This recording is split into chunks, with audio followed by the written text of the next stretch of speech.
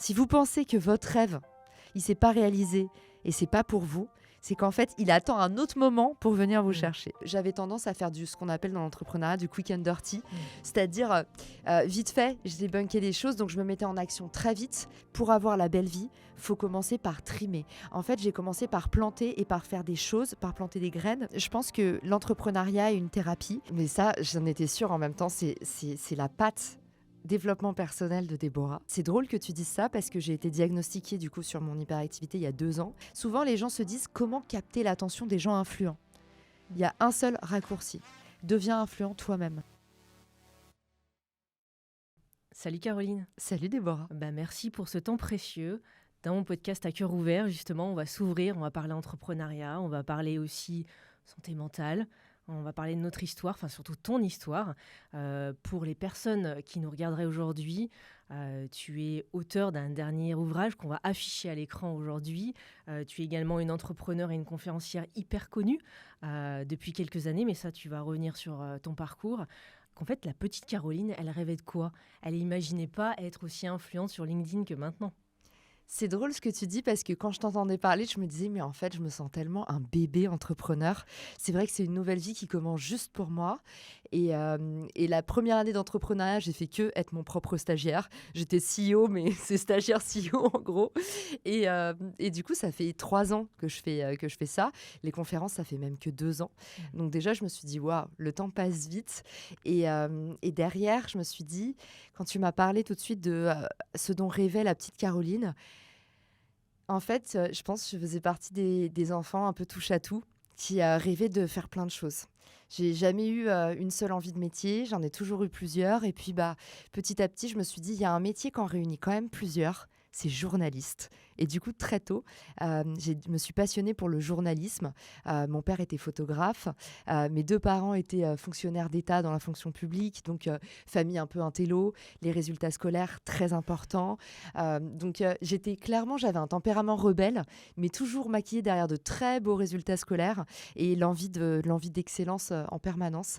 Donc voilà, plutôt littéraire, plutôt touche à tout, aussi créatif qu'analytique en général, et puis hyper active, mais ça je l'ai su bien plus tard. Tu l'as su maintenant, c'est bien. Ouais. Mais ça a dû être difficile à l'école, justement, cette hyperactivité. Comment ça va se passer ? En fait, c'est drôle ce que tu dis, mais ça, j'en étais sûre en même temps, c'est la patte développement personnel de Déborah. C'est drôle que tu dises ça parce que j'ai été diagnostiquée du coup sur mon hyperactivité il y a 2 ans. Je me posais déjà des questions un peu 2 ans avant quand j'ai commencé à m'intéresser au développement personnel et à me dire quand même, j'ai tout le temps envie de bouger. Et tout le monde m'a dit, mais Caro, si tu étais hyperactive, tu pourrais jamais rester 5-6 heures en place. Enfin, tu vois, quand je faisais des dissertes, moi, tu me dis pas bouger, je bouge pas, tu vois. Mais à l'intérieur de moi, je fulmine. C'est hyper difficile et je prends sur moi. En fait, je me suis rendu compte que j'ai surcompensé toute ma vie. Et le moment où j'ai été diagnostiquée, je suis devenue 2 fois plus relou parce qu'en fait, maintenant, je m'écoute. T'as assumé et t'as dit, voilà, il y a une explication. Bon, tu vois, typiquement, je détestais tous les trucs qui prenaient trop longtemps. Donc, quand je devais rester assise, mais je l'avais pas vu comme ça. Mais les dîners de famille, les déjeuners où on se dit rien et qui durent 3 heures, les longues réunions de 1h30, 2 heures où on décide rien. En fait, genre, je me rendais pas compte que moi, je me disais, je suis impatiente, c'est un trait de caractère sur lequel je dois travailler.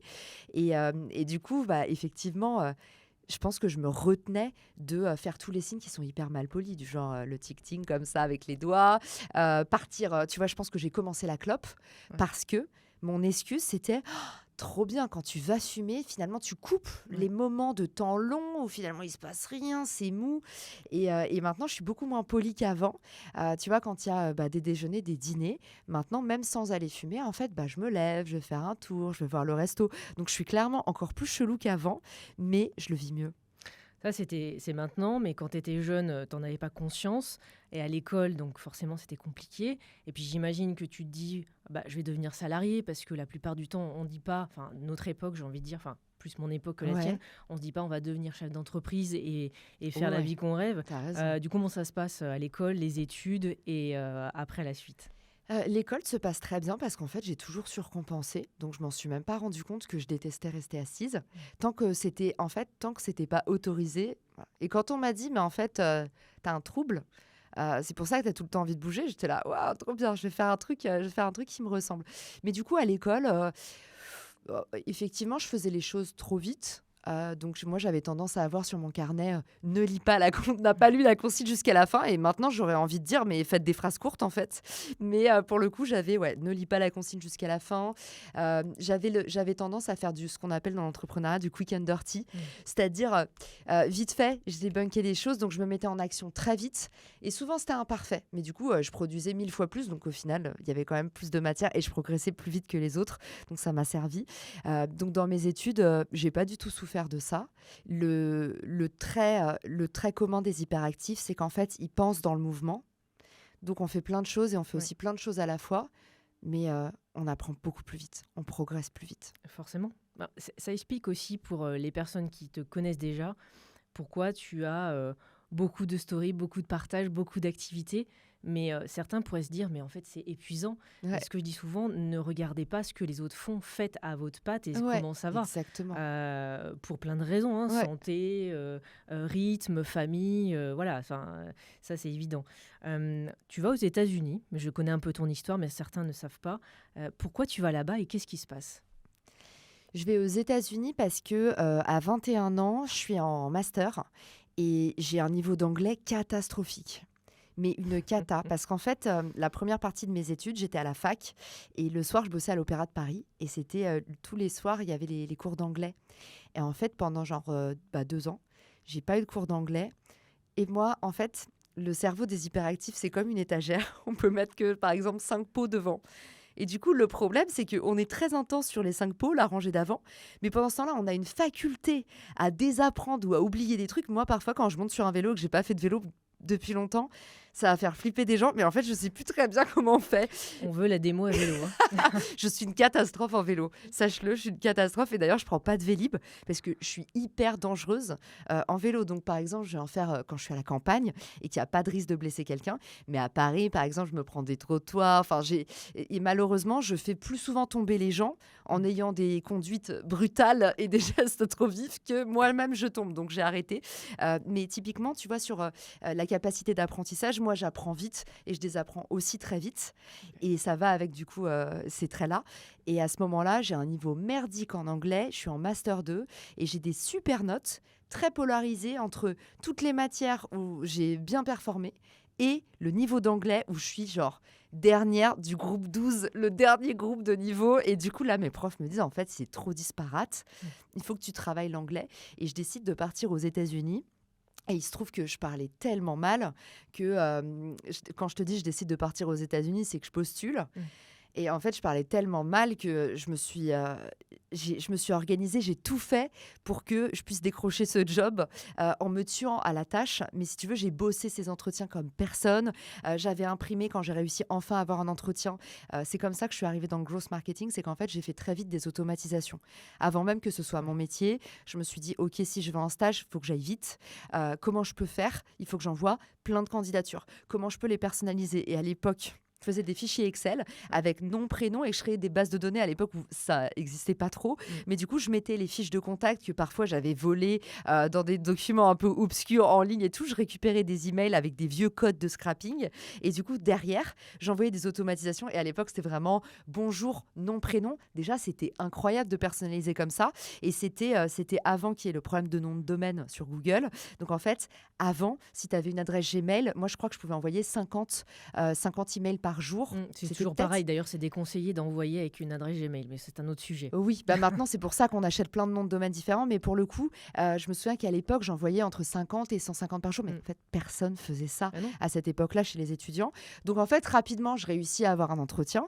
Et après ça, du coup, au moment de l'entretien, c'est pareil. Je me sens comme une fraude parce que j'ai tout préparé. Je suis en distanciel, Dieu merci.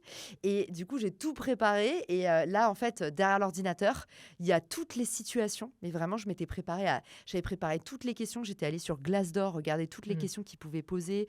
Et du coup, j'ai fini par décrocher de base un job pour 2 ans. que je me suis retrouvée à décliner parce qu'en fait, je me suis dit, c'est trop bien, je l'aime, mais 2 ans, je suis pas prête. En plus, j'étais en couple à ce moment-là, très en couple. On habitait ensemble, tout ça, et je me dis, je peux pas partir 2 ans, c'est trop. Et du coup, je les ai rappelés, je leur ai dit, je le prends pas, sauf si vous me faites un stage de 6 mois. Et là, ils m'ont mis un silence radio de 2 mois, le temps que tout le monde me dise, tu vois, Caro, t'aurais pas dû.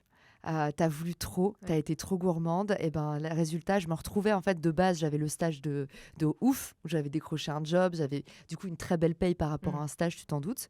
Et tout d'un coup, je suis passée à la loseuse. Ça m'est souvent arrivé dans ma vie, en fait, les montagnes russes, mais genre. Donc, très belle opportunité. Et derrière, je me retrouve en fait à être la dernière à pas avoir de stage. Et là, in extremis. Au final, ils me rappellent et ils me disent tu serais chaude de partir à Los Angeles dans 2 semaines parce qu'on fait un séminaire. En fait, c'est bon, Danone nous donne les budgets, on peut t'embaucher et on va te faire 6 mois de stage, tout comme tu veux. Et j'étais là, génial. Mais j'ai eu des montagnes russes et j'ai cru que j'avais à un moment tout perdu. Moi, ce que j'aime bien, c'est un peu l'audace. C'est plein de personnes seraient dit, mais attends, je parle pas anglais, je suis une quiche, je vais surtout pas y aller. Et aussi le petit signe, on en parlait en off, ces synchronicités qui font que finalement tu es à la bonne place au bon moment. Et comment tu évolues jusqu'à aujourd'hui, parce qu'aujourd'hui on te connaît assez reconnu, tête d'affiche de différentes structures, marques, activités. Comment ça se passe jusque-là et comment tu arrives à devenir aujourd'hui en 2024 comme tu es? Pour le coup, je pars à 21 ans aux États-Unis Ouais. et je reviens. J'en ai 28, donc assez cœur brisé, mais je raconte cette histoire dans mon livre, donc je vous laisse le découvrir.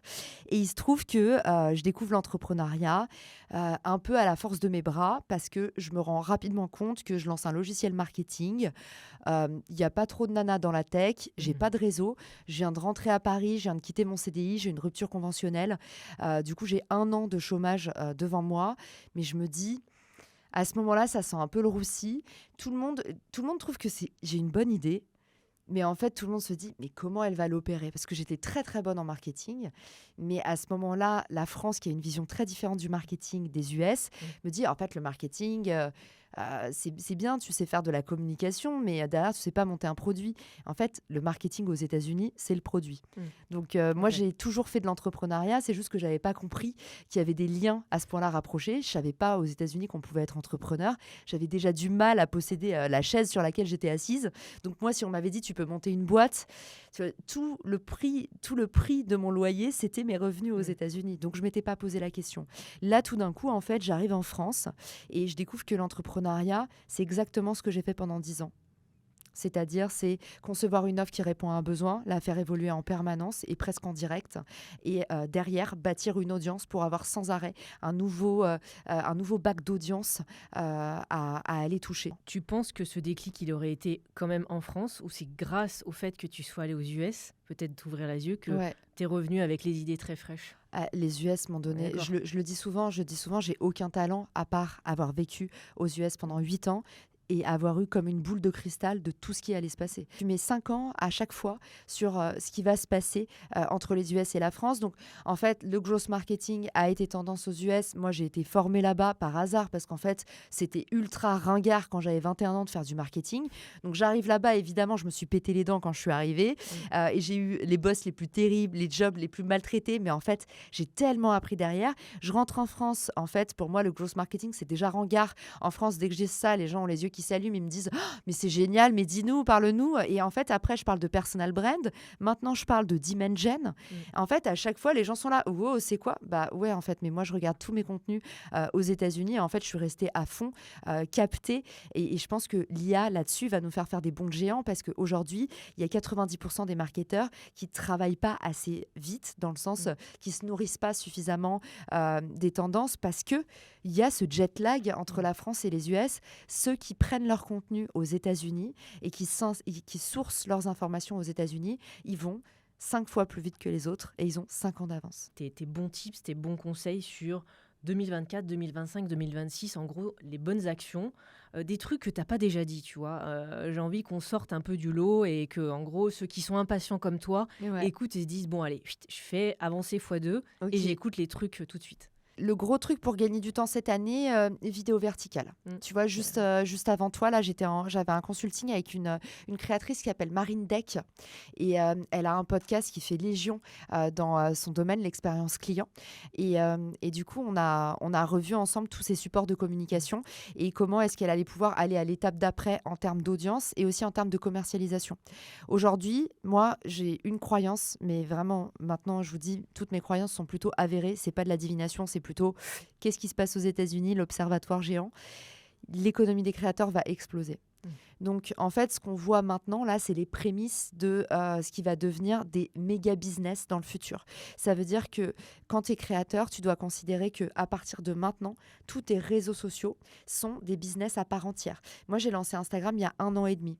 J'ai une audience aujourd'hui de 80 000 personnes. Là, tu te dis, c'est une petite audience à l'échelle d'Instagram. Sauf que comme c'est des audiences qui sont des audiences de professionnels, c'est des audiences qui coûtent beaucoup plus d'argent que des audiences fitness, beauté, où finalement, le panier moyen, donc c'est-à-dire la somme que les gens sont prêts à dépenser sur des achats d'impulsion, il reste, je sais pas, autour de environ 80 €, tu vois, les achats d'impulsion. Si tu vas chercher des professionnels, Déborah que tu connais, que tu as reçu dans ton podcast, je te donne un exemple. Quand je lui fais un post LinkedIn, elle a fait rentrer 27 000 €. Parce que derrière, en fait, s'il y a une personne sur LinkedIn, même si ton post LinkedIn, imaginons, il fait seulement 10 likes, potentiellement, il y a eu 230 vues. S'il y a un décideur qui t'a regardé, potentiellement, tu signes un très gros contrat. Mais ça, c'est très important que tu le dises parce que la course au putain de cas, X cas de vues, d'impressions, bon, peu importe, on va pas rentrer dans le détail. Faut pas se décourager. Mais c'est ça, en fait. Et puis, des fois, simplement, tu vois, d'écrire comme on pense. Et c'est vrai que très souvent, on se dit « Ah, mais j'ai pas fait la bonne phrase, la bonne accroche. » Tu sais, t'en as fait plein de podcasts avec des bons conseils, j'imagine. À un moment donné, des fois, il faut être un peu nature. Et c'est peut-être pour ça que les gens vont vous choisir. Il faut être nature et en même temps, il faut donner aux gens ce qu'ils demandent. Je te donne un exemple d'une une erreur que je vois très souvent quand on se market soi-même. Donc, on va parler de marketing personnel parce que ça, c'est la deuxième, pour moi, c'est la deuxième grosse tendance. Mais l'économie de créateur. Deux, le personal branding. Les individus, maintenant, vont devenir des revenus stream, des canaux de revenus à part entière. Donc, tu as plus intérêt, finalement, à construire un business autour de toi que de te construire autour d'un business. Donc, c'est important que tu travailles ta marque personnelle. Parce que derrière, tu peux devenir une machine potentiellement à revendre des sociétés ou même des comptes Instagram. Tu vois, typiquement, mon compte Instagram, imaginons les Marketing Square podcast. Demain, je décide de revendre un podcast avec un compte Instagram à 25 000 abonnés, avec une page LinkedIn à 10 000 abonnés. Ça coûte beaucoup d'argent. Il y a beaucoup de comptes Instagram qui se revendent. Les gens ne le savent pas, ne le voient pas. Mais au niveau des agences médias, et je sais que c'est ton environnement, en tout cas passé, ici, il y a déjà des gros enjeux sur, OK, les audiences, ça coûte de l'argent. Donc, deuxième chose pour moi, c'est le personal branding. Et du coup, ça va être ici, travailler ton adéquation besoin-demande. C'est bien de parler de ta personnalité, tu l'as dit, il faut être vrai, il faut être authentique. Mais à côté de ça, il faut jamais oublier ce que les gens te demandent. Du coup, il faut aussi pas trop s'écouter. Un exemple... C'est comme le site web, ne faites pas le site pour vous. Mais pour les personnes qui ne cherchent un besoin. Exactement. Et du coup, Marine, je vais vous donner des exemples concrets, comme ça tout le monde peut se reconnaître. Marine, du coup, elle me dit, mes clients, ils veulent de la visibilité. Et elle m'avait préparé un pack où, du coup, il y avait 6 épisodes de podcast. Mais 6 épisodes de podcast, c'est pas de la visibilité. Déjà, en termes de métriques, c'est des écoutes. Donc, le client pas content dit, en fait, j'achète pas ça. 2, tu lui fais acheter un truc qui coûte beaucoup plus d'argent que ce qu'il demande. Parce qu'une écoute de podcast, c'est pas du tout comme une vue sur un post, tu le sais. C'est le média où la qualité d'attention est la meilleure. Donc, en plus, elle donne de l'or à quelqu'un qui lui dit non, je veux pas ça, je veux des cailloux. Donc, là, déjà, elle est sous-pricée. Donc, en plus, pour moi, elle est en déficit. Et la troisième chose, c'est que si les clients veulent de la visibilité, il faut parler leur langage. Donc, en fait, la phrase qui vient d'après, c'est je t'offre 20 000 vues par mois. Et c'est comme ça que tu crées un pack. C'est vraiment, n'oubliez jamais quand vous regardez un petit peu vos plateformes réseaux sociaux, pourquoi on devrait vous suivre? C'est quoi votre valeur ajoutée, votre différenciation? Et la troisième chose, c'est qu'est-ce que vous proposez comme transformation? Et là, vous me mettez pas je vends, vous ne mettez pas le watt, vous ne mettez pas ce que vous vendez, vous ne mettez pas je vends une table en bois. C'est je vends le confort de travailler partout plus rapidement, par exemple, la promesse. C'est un peu l'exemple d'Apple. Hein. Exactement. Ils vendent pas un téléphone, en fait. Hein. Oui, exactement. Et on ne vend pas 188 gigabits. On vend 10 heures de musique sans interruption, par exemple. T'en as un troisième ou pas? Une troisième Ouais. tendance, oui, évidemment, la vidéo. Ouais. La vidéo qui va être le contenu roi cette année, qui s'exporte partout, qui est à la fois extrêmement mise en avant sur LinkedIn. Donc là, c'est la régalade depuis qu'il y a le feed vidéo. Mais depuis, je crois, le juin ou juillet, tout le monde a ce feed vidéo sur LinkedIn. C'est-à-dire, si vous ouvrez votre application mobile, seulement sur mobile, vous avez un onglet avec juste des vidéos courtes à la TikTok. Et évidemment, c'est une énorme aubaine pour tous ceux qui ont pris le train en marche et qui ont fait de la vidéo très tôt. Ça faisait 1 an que je le disais et j'ai lancé justement une agence qui fait de la vidéo courte parce que j'ai dit, les gars, ça va arriver. Donc là, c'est la régalade du reach avec vraiment des portées qui sont hallucinantes. Je te donne un exemple. Moi, mon ratio, qui est beaucoup moins intéressant que des jeunes créateurs, qui, eux, passent de genre 100 vues à 5 millions de vues sur une de nos créatrices. Donc, tu vois, ça va très, très vite. Moi, typiquement, qui suis dans ton profil, donc routinière, je poste déjà régulièrement. Sur un post où je parle de mon épisode de podcast, je faisais en moyenne, dans les bons jours, 35 000 vues. Maintenant, je fais en moyenne 200 000 vues. Avec des taux d'engagement qui sont équivalents. Donc, vous l'avez compris, là, c'est la régalade. La vidéo, c'est intéressant sur LinkedIn, ça ne l'était pas avant. C'est encore plus intéressant qu'avant sur Instagram, où c'était déjà intéressant. La nouvelle annonce de Adam Mosseri, qui gère tout Instagram et toute la vision de la marque, il dit, on va déconsidérer les abonnés. Donc, on s'en fiche des gros comptes. Mais par contre, plus tu fais de vues, plus tu vas faire de vues sur tes vidéos d'après. Ça veut dire quoi ? Ça veut dire que tous ceux qui n'ont pas déjà constitué une audience, c'est encore plus le moment d'arriver sur Instagram avec son format star, le Reels. Et puis, je préciserais le YouTube. Les formats YouTube, moi je viens de YouTube, tu vois, je suis un peu une boumeuse là-dedans. Tu as raison, YouTube c'est du référencement naturel. Je viens de l'expertise web, donc forcément, tu vois, j'essaye toujours parce que peut-être des abonnés à toi de ta communauté vous nous écoutez. On n'y pense pas assez et effectivement, quand on tape, je donne souvent l'exercice, tapez votre nom et prénom, parce que la société, c'est encore autre chose. Et vous allez voir des contenus courts ou vidéos longues qui apparaissent dans les flux de recherche. Et ça, c'est vachement important parce qu'on démultiplie les canaux et c'est ça qui a la force de tout ça. Et le pouvoir du short sur l'acquisition est incommensurable aussi. C'est-à-dire que moi, sur une chaîne où actuellement j'ai 17 000 abonnés, j'ai gagné 4 000 abonnés avec 2 shorts. Donc, en fait, en termes d'acquisition, qui est encore quelque chose qui fait légion, le nombre d'abonnés, ça agit sur la vélocité. Tu sais, il y a un effet de plateau. Tant que tu n'as pas 10 000 abonnés, tu vois que c'est beaucoup plus difficile à avoir. Et en fait, plus tu as d'abonnés, parce qu'il y a justement de la preuve sociale. Donc, c'est quand même intéressant, le pouvoir de la vidéo courte, même sur les chaînes YouTube et les formats longs. Exactement. Et ça rentre vraiment dans une stratégie de référencement. Tu vois, il y a 15 ans, je créais mon agence dans les sites web. On n'avait que le site. Le début de WordPress, pour ceux qui connaissent. Et du coup, les réseaux sociaux, il y avait le début pour ceux qui connaissent, ça ne nous rajeunit pas. Il y avait Facebook Dreamweaver. en 2009 Dreamweaver, on faisait du HTML. Il n'y avait pas de CMS. Et on faisait le site et la newsletter. Et toi, il n'y avait rien d'autre. Facebook, c'était pour la famille, etc. Donc maintenant, je dis souvent, et justement une personne qui est experte dans ce domaine-là, utilisez les réseaux sociaux comme des canaux différents. Soyez partout, en fait, démultipliés. Par contre, ça prend du temps.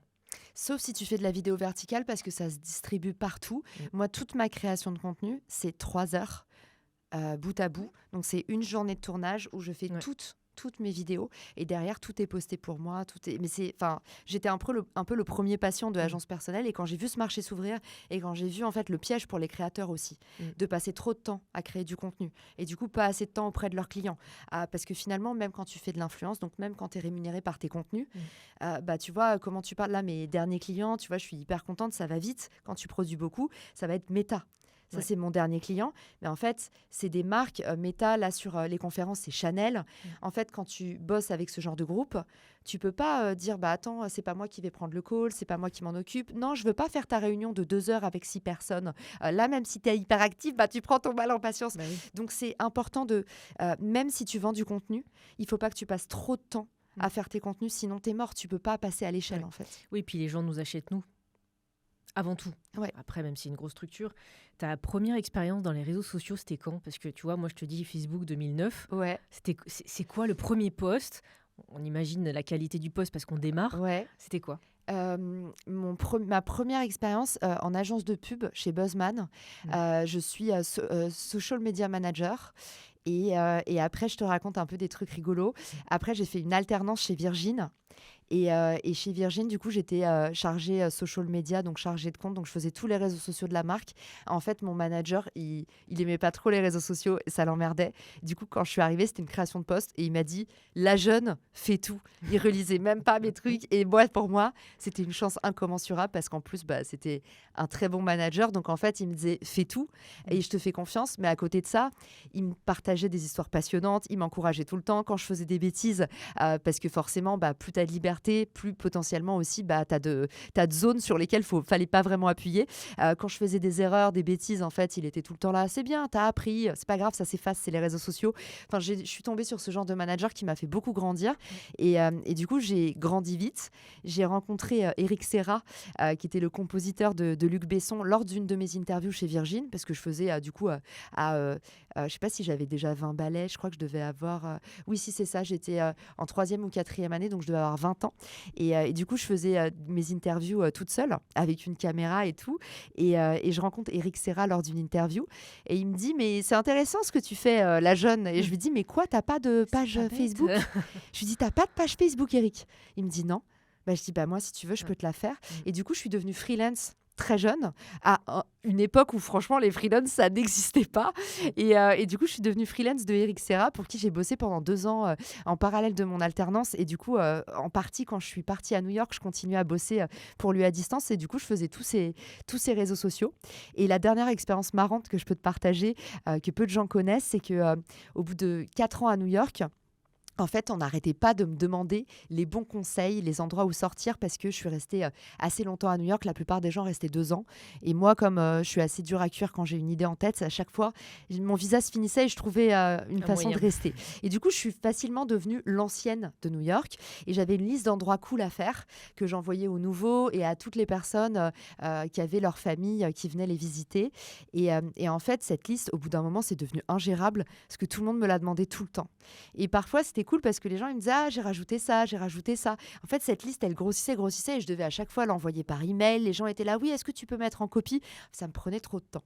Donc au bout d'un moment, je me suis dit, je vais en faire un site internet, et j'ai lancé un blog qui s'appelait From Paris to New York, qui m'a ramené en fait des revenus à l'époque où on savait même pas que non, je l'ai coupé quand je l'ai coupé quand j'ai perdu mon visa, et que du coup à 28 balais, je me suis retrouvée 28 ou 29, je me suis retrouvée en France. Et à ce moment-là, en fait, c'était ridicule. Ça s'appelait From Paris to New York, et tous mes potes étaient là. Maintenant, t'es From Paris to Paris. Il faut que tu te réadaptes. Mais ce blog, c'est assez rigolo parce que il a servi énormément d'expats. Je pense que c'était le seul blog en fait de visite francophone à New York. Et ma proposition de valeur, c'était les endroits des locaux dans votre langue. Du coup, c'était rigolo parce que c'était justement pas les trucs touristiques. Je donnais les vrais endroits que connaissent les habitués. Les bons trucs. Et du coup, j'avais un super trafic très qualifié. Et quand j'ai partagé cette histoire sur LinkedIn dans un post il y a 1 an ou 2, il y a plein de gens qui m'ont dit « Putain, mais c'était toi !» Mais j'ai adoré ce blog et ça me ramenait peanuts. C'était pas beaucoup de revenus. Mais par contre, j'ai commencé l'influence à ce moment-là pour moi-même, parce que comme je suis très rapidement le premier blog francophone, en fait, à cette époque-là, toutes les agences RP me mangent dans la main, parce que dès qu'elles veulent communiquer aux Français, en fait, c'est toujours la clé du positionnement. C'est comme ce que je disais à Marine Deck, elle avait mis un profil très actif sur LinkedIn, et je lui dis, mais non, ta proposition de valeur, c'est pas être très actif sur LinkedIn, ça, tout le monde sait le faire. En fait, aujourd'hui, dans l'expérience client, tu es la première, peut-être que tu es la seule, mais on s'en fiche. Ça a beaucoup d'intérêt pour les marques. Et du coup, il faut toujours se dire, t'es le premier de quelque chose, c'est sûr. Et moi, j'étais le site numéro 1 des Français à New York. Et du coup, très vite, je me suis retrouvée, j'ai fait l'exposition Basquiat en avant-première avec le mec qui écrivait pour le Time. Et je me disais, mais je suis une imposture. Et en même temps, je me disais, non, je suis pas une imposture. Je suis plus maligne que les autres. Je me suis positionnée. Il y en a qui vont découvrir, tu vas venir dans quelques temps à Grenoble, chez moi justement. Certains vont dire, ah ouais, mais elle est hyper connue, elle a fait ci, elle a fait ça. Ah, elle a eu de la chance où elle a connu le big boss qui l'a amené chez LinkedIn, tu vois. Et moi, je dis toujours, ça prend un putain de temps en fait. Tout ça prend du temps. Et toutes ces expériences que tu cites, des fois tu te dis rigolant, non mais j'ai fait un blog de recettes, j'ai fait un blog de voyage, j'ai fait du ventre glisse. Moi j'ai l'impression que ma vie c'était du ventre glisse. Il y a eu tellement de galères, et à chaque fois en fait j'ai glissé jusqu'à la prochaine galère, et au final j'ai avancé. Ça va rassurer beaucoup de personnes qui Ouais, mais écoutent. c'est pour ça que je te raconte ces histoires de Ah, moi, de j'adore. petits blogs et qui étaient ridicules parce qu'en fait, quand tu es seul dans ta niche, tu es numéro 1. Bah, Mais bien c'est sûr. tout l'intérêt de la marque personnelle. Bien sûr. Bon, maintenant, il y a beaucoup de monde dans plein de domaines, donc forcément, on n'est plus tout seul. Mmh. Mais on a tous une différenciation, donc essayez de se démarquer avec les bons conseils que tu as donnés. Un livre, récemment, il y a moins d'un an, hein. Ouais. Ouais. Pourquoi tu l'as écrit? C'est quoi le but? Est-ce que c'était un rêve de gamin ou tu dis une preuve sociale de dire il faut faire un livre parce que c'est bien? J'ai toujours voulu écrire des livres et en fait, je me suis rapidement rendu compte lors de mes études supérieures que écrivain n'était pas une carrière facile. Et du coup, rapidement, je me suis dit, ok, j'ai envie d'écrire, mais j'ai pas assez de talent pour la fiction. Et pour le coup, j'ai trouvé du coup des chemins détournés, chasse le naturel. Il revient au galop. Aujourd'hui, mon métier, c'est principalement d'écrire. Mais quand je me suis retrouvée en France, je me suis dit, j'en ai marre d'écrire pour les autres. Finalement, j'étais peut-être la plus jeune ghostwriter. Tu vois, j'étais ghostwriter à 20 ans. Et en fait, je me suis dit, j'ai envie d'écrire un livre et je vais écrire un livre sur mon expertise, le partenariat. Spoiler, ça n'intéressait personne. J'ai fait le tour des maisons d'édition et je me suis fait bolosser comme jamais. Là, on m'a dit des trucs aberrants et maintenant je sais, je vous vois les éditeurs parce qu'ils ont changé d'avis après. Mais sur le coup, ils me disaient, les éditeurs, faut que tu aies ton livre déjà prêt et on te dira si on veut le publier. Ah oui. Et j'étais là, ah ouais, va falloir que je bosse des milliers d'heures et ça Ouais. se trouve, ça sortira jamais. Du coup, je me suis découragée et surtout, les rendez-vous étaient difficiles à obtenir et à chaque fois, j'avais l'impression d'être la dernière des merdes, vraiment. Mes idées, personne n'y croyait, tout le monde était là, ok, pas emballé. C'est un peu comme quand tu fais une levée de fonds, tu te fais briser le cœur. Donc, en fait, à ce moment-là, je me dis, ok, le livre, c'est pas pour moi. Et il y a peut-être plein de gens qui m'écoutent et qui sont déjà sentis comme ça dans leur vie, de dire, ah bah tiens, j'avais un rêve, mais finalement, c'est pas pour moi. Et j'ai un truc à vous dire. Si vous pensez que votre rêve, il s'est pas réalisé et c'est pas pour vous, c'est qu'en fait, il attend un autre moment pour venir vous chercher. Parce qu'au final, ça vous rattrape toujours vos rêves. Et si la porte est fermée, vous allez dessiner une fenêtre. Au lieu de rester comme un Sims bloqué comme ça, on la connaît, les boomers, on la ref. Les Sims bloqués, ils restent comme ça. Et nous, parfois, quand on souffre d'une situation, on reste comme ça, on reste englué, on rumine. Au lieu de ça, dites-vous, ok, qu'est-ce que je peux faire en attendant ? Et là, en fait, il y a d'autres dimensions qui s'ouvrent. Et donc, moi, j'ai fait plein de trucs en attendant. J'ai monté une boîte, puis deux. Puis au final, je me suis dit, les réseaux sociaux, c'est génial pour parler de mes boîtes. C'est gratuit, ça fonctionne. Et être une minorité, en fait, il y a un seul avantage à être une minorité, c'est que tu es facile à positionner. Donc, moi, j'étais une meuf dans la tech, j'intéressais personne. Donc, je me suis dit, qu'est-ce que je vais bien pouvoir raconter ? Bah tiens, je vais faire un podcast. Vu que je suis un peu geek, je vais faire ce qui s'appelle le média des moches. Parce qu'à l'époque, le podcast, c'était le média des moches. Et du coup, pour te répondre sur ta question, à ce moment-là, je me rends compte que le livre, c'est pas pour moi. Je passe à autre chose. Je me dis, ça viendra après. Et je peux vous dire que seulement 3 ans après, donc c'est pas du temps long, hein. Moi, j'ai commencé à entreprendre à 29 ans. J'en ai 33 maintenant. Et j'ai fait 3 boîtes. Ça arrive très vite. Et surtout, quand on se donne le temps de réussir dans autre chose, dans lequel on est bon, de regarder ailleurs, de ne pas rester figé comme le Sims dans son échec, et ben en fait, il se trouve que seulement 1 an et demi plus tard, tous les éditeurs se sont précipités pour m'éditer. Et là, en fait, j'ai eu un autre son de cloche. J'ai eu des éditeurs qui étaient là. Tu serais disponible quand ? Moi, à partir de cet après-midi. Ah, cet après-midi, bah non, moi, mon planning est chargé. Parfois, j'ai un peu abusé, hein. J'avais rien, j'étais là. Je suis chez moi. Laissez-moi parler à ma secrétaire. Pas avant 2 semaines. Oh, dis donc. Et tu sais, je tournais des pages vides, comme quand tu dates un mec, tu sais, tu te dis, bon, ok, pas tout de suite. Et ben là, j'ai fait la même chose avec les éditeurs. J'étais là, je vous ai pas oublié, je vais vous faire attendre à mort. Et pour le coup, c'est assez rigolo parce que j'ai eu l'éditeur que je rêvais de signer à l'époque. Et pour te dire à quel point j'en ai rêvé de cet éditeur, c'est qu'après m'être fait briser le cœur par plein d'autres éditeurs, j'ai pu décrocher un contact et j'ai jamais osé y aller. Donc c'est te dire à quel point ça m'avait abîmé. Et au final, Erol est venu me chercher. Pareil, j'étais là, j'hésite. J'ai eu plein d'autres sollicitations parce que finalement, les réseaux sociaux et être son propre canal de distribution, bah, c'est la meilleure façon de vous faire inviter chez les autres et c'est quelque chose que je dis souvent sur le networking. Souvent, les gens se disent comment capter l'attention des gens influents. Il y a un seul raccourci. Deviens influent toi-même. Pose-toi la question de moi, Qu'est-ce que j'ai d'intéressant? Qu'est-ce que j'ai de remarquable? N'attends pas que les choses remarquables viennent des autres. N'attends pas que le génie vienne des autres. Personne ne va s'intéresser à toi si tu n'as pas une histoire particulière à raconter. Donc il faut que c'est inconfortable, mais il faut que tu te regardes le nombril et que tu arrêtes de chercher chez les autres la solution et que tu dises qu'est-ce que moi je peux apporter aux autres. Et là, en fait, tu vas voir que tout arrive, un peu comme le monde de l'édition, qui viendra te voir en disant non, non, mais t'as pas besoin, t'inquiète d'avoir de titre ou quoi que ce soit, on va le construire ensemble. Signe ce contrat, épouse-moi. Parce que c'est comme ça que ça s'est passé quand derrière, en fait, je me suis mis à faire autre chose que rester engluée dans mon échec. Il y en a plein qui vont se reconnaître parce que comme ils sont pas assez influents ou ils n'ont pas compris ces bons trucs, ces bons conseils, forcément ils vont passer à côté d'autres choses. Donc des fois juste une rencontre va faire qu'une personne va parler de toi, etc. Donc c'est cette force des réseaux digitaux, mais réseaux physiques aussi. Exactement. Et d'ailleurs, mon livre s'appelle Bâtir son influence sur les réseaux. Et tout le monde à chaque fois me dit sociaux. Et je suis là, non, je leur ai fait enlever partout. Tu vois, je t'ai mis un autre chemin. J'aime les réseaux, justement. Les réseaux d'entrepreneurs sont très forts dans notre secteur. Mais tu vois, quand je suis rentrée et que je me suis dit, il faut que je me reconstruise un réseau de zéro, mon premier réflexe, ça a été le physique. Parce qu'en fait, ça va plus vite quand tu as des vrais liens avec les gens. Donc en fait, avoir des réseaux physiques qui sont forts, c'est-à-dire avoir plein d'amis, par exemple, dans votre secteur, ça va faire que derrière, moi, quand j'ai commencé à poster sur LinkedIn, en fait, il y avait déjà plein de gens avec qui j'avais rendu service, à qui j'avais rendu service. Tous les vendredis, je faisais des Giving Friday. Je faisais des trucs pour les autres. Je faisais du bénévolat. Sauf que comme moi, je ne sais pas cuisiner et que je pense que si on me mettait au resto du cœur, je me ferais virer. Du coup, je me suis dit, en quoi je suis bonne? Le positionnement marketing. Et du coup, je faisais que des choses gratuites. J'ai un paquet d'entrepreneurs à se lancer. En fait, ils me l'ont toujours rendu. Et des années après, il y en a certains, Olivier Guitoni, par exemple, vous le verrez pratiquement tous les jours sous mes posts. C'est un mec à qui j'ai dit un jour, ah tiens, ça commençait déjà à bien marcher, j'avais mon podcast, tout ça. Et en fait, un jour, je me suis dit, c'est les unexpected gifts, les cadeaux inattendus. Un jour, j'ai dit à Olivier, ça va pas ton podcast, faut qu'on parle. Est-ce que tu as une demi-heure? Et tu vois, c'est inversé. Et le mec s'était dit, oui. Et j'ai dit, ok, pendant une demi-heure, on va bosser ton podcast. Okay. Et en fait, faire des cadeaux comme ça aux gens, mais si vous n'avez pas une demi-heure, envoyez des recommandations. Envoyez des recommandations à vos clients, à vos partenaires.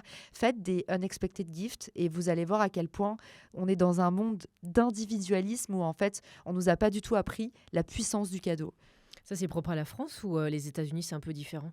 Les États-Unis, c'est complètement différent. Après, à chaque fois, je me fais tacler. Et à chaque fois, on fait des reels où je parle des États-Unis. Et c'est les moments qu'on choisit et tout le monde est là. Mais Caroline Mignot, si t'aimes pas la France, dégage. C'est vraiment... Je dis pas, bien sûr, les États-Unis ont plein de défauts. La culture new-yorkaise que j'ai connue a ce truc de... on n'est pas dans l'insécurité de se faire voler. Donc, en fait, les gens là-bas, ils t'ouvrent leur carnet d'adresses très vite. Ils te font confiance très vite. Par contre, ils vont aussi se refermer très vite. Mais ils ont vraiment la culture du si tu donnes pas, t'as pas. Et c'est même pas un truc de calcul parce qu'en France, il y a plein de gens qui me disent oui, j'applique vraiment ta règle, Caroline. Du coup, je donne pour mieux recevoir. Et déjà, je suis là. Oui, alors c'est vrai qu'on dit donner pour recevoir, mais si tu es un peu déjà comme ça dans l'attente, tu dois être moyennement généreux quand tu donnes. Tu vois, comme il n'y a pas longtemps, on m'a dit oui, Caroline, on t'invite à cette expérience en échange d'un post LinkedIn. Mais non, en fait, c'est pas ça la générosité. Tu peux pas dire aux gens, on a souhaité te faire ce cadeau et il t'en coûtera seulement tant. Il faut vraiment se libérer. Et en fait, je pense que les gens qui sont pas généreux aujourd'hui, ce n'est qu'un problème de culture. J'ai une très bonne amie il y a pas longtemps qui me dit, on va, je peux pas trop en dire parce que je veux surtout pas que des personnes puissent la reconnaître. On va à un endroit en France et elle me dit, c'est trop bien en fait, je dois aller sur place trouver ce prestataire qui m'a fait signer 2 autres prestataires. C'est grâce à eux que j'ai eu mes 2 premiers clients sur ma boîte. Et je suis là, waouh, c'est génial et tout. Et on va dîner avec eux.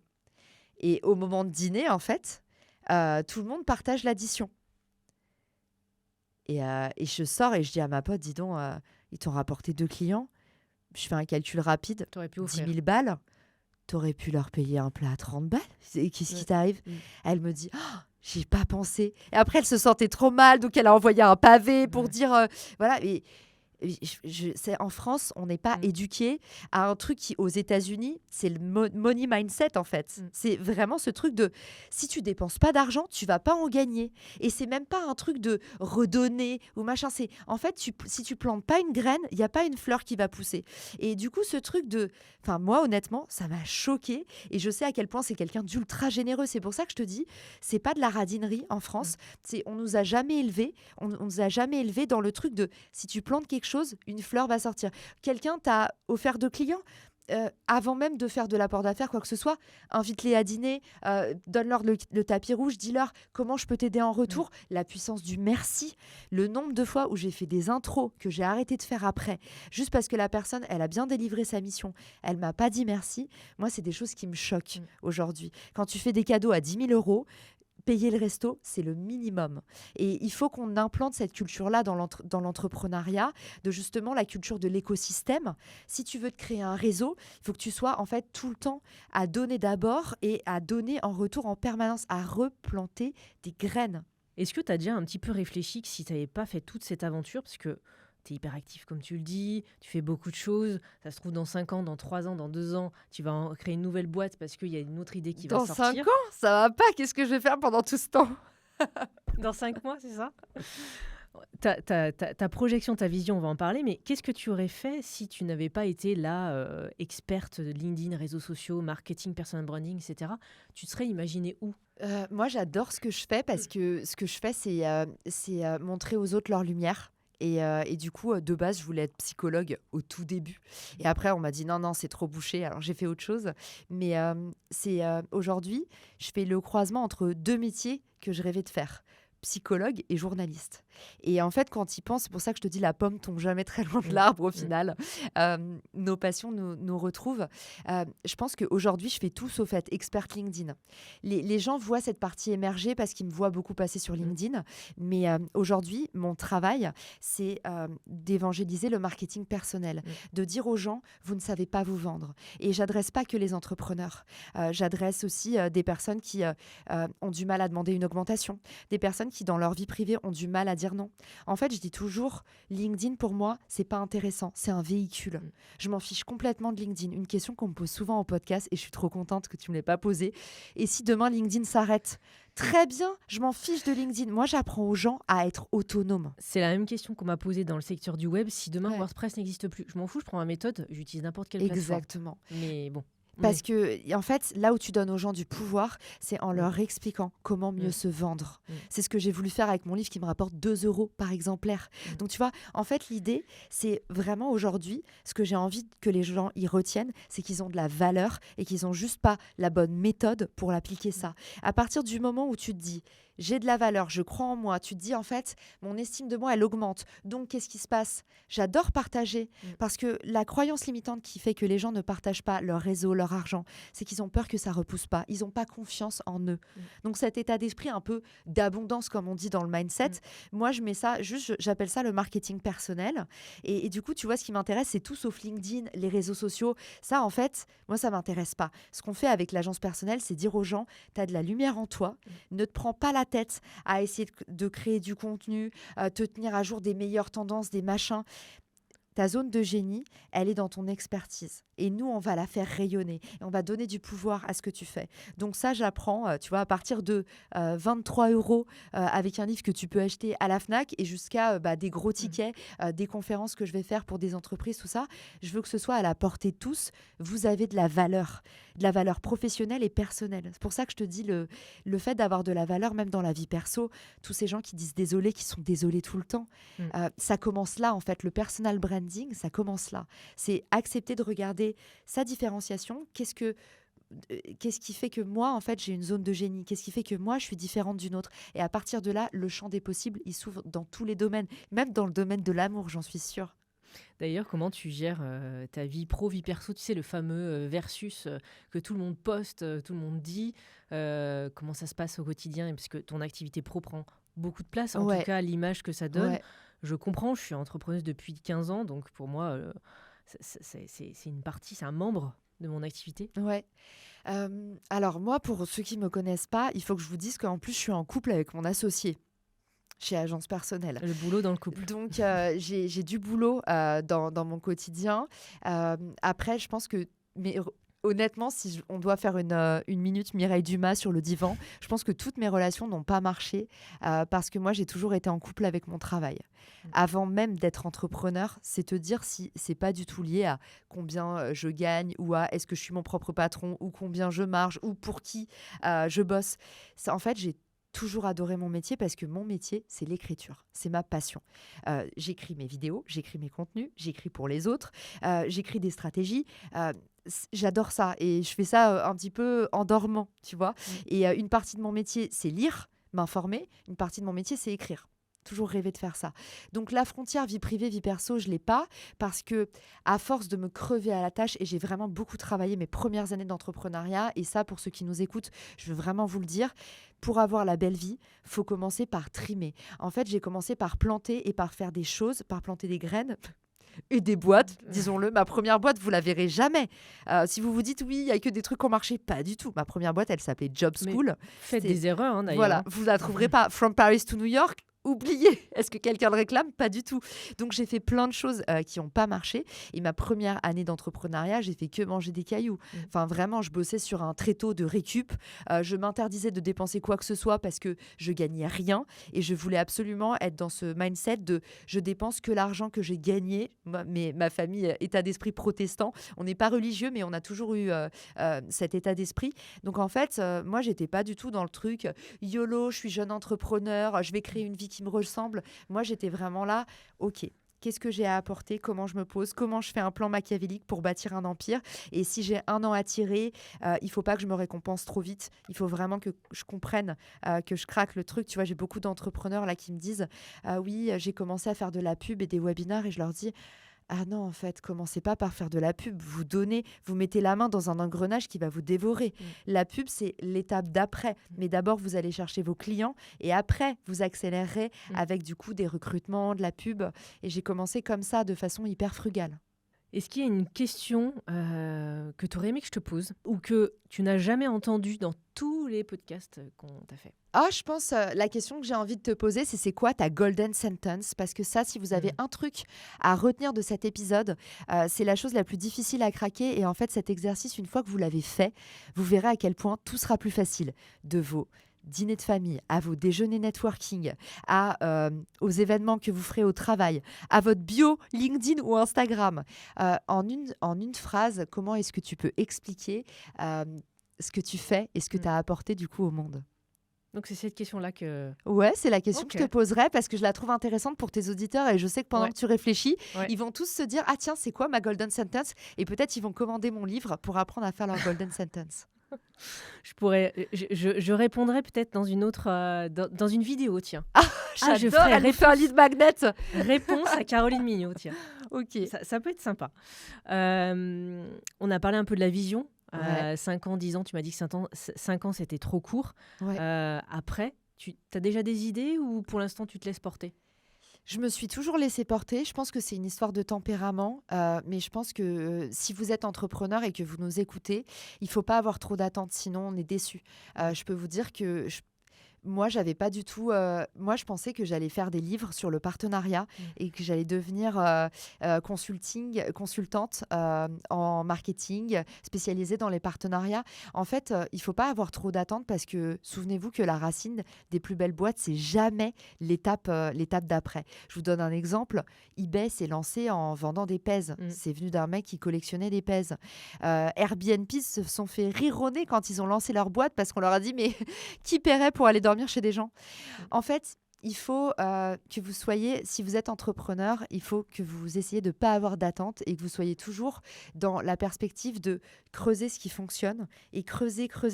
Vous allez aller de plus en plus vers votre trésor et construire votre Disney Map au final. Je ne sais pas si tu connais la Disney Map. Pas du tout. La Disney Map, tu sais, c'est créer des synergies entre ses business. Ok. Et du coup, Walt Disney, il a Ah oui. commencé Ok. du coup avec des films. Ça a donné du merchandising, ça a Mm. donné un parc d'attractions. Et si je peux vous donner du coup un petit apprentissage de fin dans le livre, je dis beaucoup, créer sa marque personnelle, c'est créer sa holding, c'est-à-dire se positionner au-dessus de ses produits et Mm. services pour se donner la liberté de peut-être vendre des boîtes, en créer d'autres, en éteindre une. Et en fait, sans qu'on dise jamais, ah mais tiens, distribution bis est mort, qu'est-ce qu'elle va faire, Déborah? Mm. En fait, quand tu as une marque personnelle puissante, les gens, ils s'en foutent. Moi, demain, je vais vendre Richmaker. Ouais. Personne va dire, oh, qu'est-ce qu'elle va devenir, Caroline? Un peu Ouais. comme ces acteurs dans Dawson, tu vois. En fait, il faut réussir à être plus fort que Ouais. ce que vous faites. Et tu vois, il y a des actrices qui ont vachement bien réussi, genre Reese Witherspoon. Elle, pour le coup, elle a créé une marque personnelle tellement forte qu'aujourd'hui, c'est une des femmes les mieux payées dans le monde, alors que c'était l'actrice de La Revanche d'une blonde. Elle est allée au-delà du what de ce qu'elle faisait. Elle s'est positionnée comme une holding, donc au-dessus de ses projets et de ses services. Et à partir du moment où vous créez votre Disney Map, du coup, vous allez vous dire, ah mais j'aime faire quoi? Tiens, imaginons, on fait ta Disney Map, j'aime le consulting auprès de mes clients. J'aime la création de contenu et je peux bosser du sponsoring sur mes produits. À côté de ça, je pourrais faire une marque média et la revendre, ou je pourrais monétiser via YouTube. Et en fait, tu vas chercher à créer des synergies entre tes produits. Ton compte YouTube va faire l'apologie de tes services. À côté de ça, tes services peut-être vont mener vers une formation. Si tu peux pas te payer mon consulting, peut-être tu peux prendre cette formation en ligne. Et c'est comme ça que tu crées un empire. Et bravo de le dire, parce que souvent, j'ai fait un post récemment parce que un prospect m'a dit, mais je sais pas vraiment ce que vous faites parce que vous faites trop de choses. Voilà. Il parlait pour lui ou quoi? Moi, je dis toujours miroir, miroir, comme quand on était gamin. Exactement. Donc, merci d'illustrer. Du coup, ça me permettra aussi de reposter cette chose-là parce que autant il y a 15-20 ans, l'époque de nos parents, oui, tu étais dans un cabinet, dans un bureau, tu faisais de la même chose. Autant maintenant, c'est justement une forme de, quand je dis richesse, c'est richesse intérieure, de faire plein de choses et d'avoir plusieurs canaux d'acquisition. Est-ce que tu penses que le travail, c'est un peu une thérapie pour nous finalement, ou finalement il faut faire sa thérapie pour être un bon entrepreneur? Les deux. Et je vais rajouter une dimension créateur pour ceux qui... parce que j'imagine souvent, on a l'audience qui nous ressemble. S'il y en a qui nous écoutent, qui ont aussi un média, des comptes sur les réseaux sociaux, je pense que l'entrepreneuriat est une thérapie. Je pense aussi que l'entrepreneuriat, c'est très dur. Et du coup, c'est important quand vous devenez entrepreneur. Et particulièrement si vous êtes exposé médiatiquement. C'est un sujet qu'on aborde peu, mais c'est hyper important d'aller voir le psy. En fait, on n'est pas du tout outillé, on n'est pas du tout accompagné. C'est très français aussi. Aux US, ils sont plus accessibles. Enfin, on va tous voir un psy. Bon, maintenant, on va voir notre naturo, ostéo, etc.